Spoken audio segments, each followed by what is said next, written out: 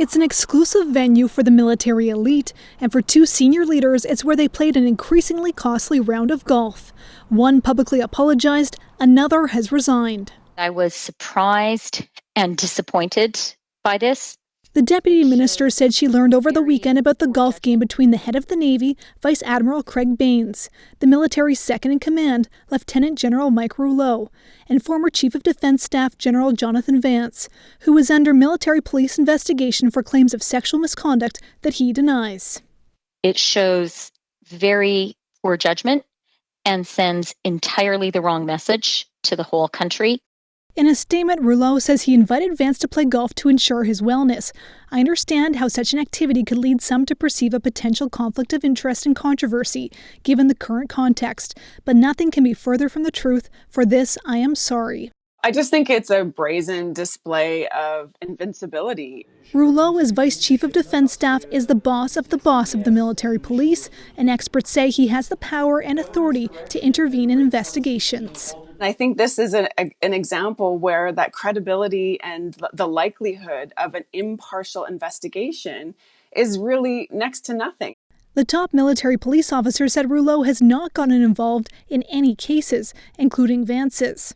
But for Paula McDonald, who has been trying to have her sexual misconduct case taken seriously for 6 years, she says it's disappointing, but not surprising. It's showing that their priorities are with supporting people who have been accused of sexual misconduct as opposed to the victims of the sexual misconduct. There is zero leadership from Justin Trudeau and Minister Sajjan.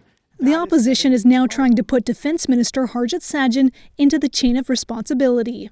I blame directly the Minister of Defence and Justin Trudeau, the Prime Minister. So, Ashley, what happens to Rouleau now that he's resigning? Rouleau says that he's leaving the military, but he hasn't said when, and it's also not clear if he'll receive his full pension. Okay, so there is also another high-profile military leader making news tonight. What's the latest with Major General Danny Fortin?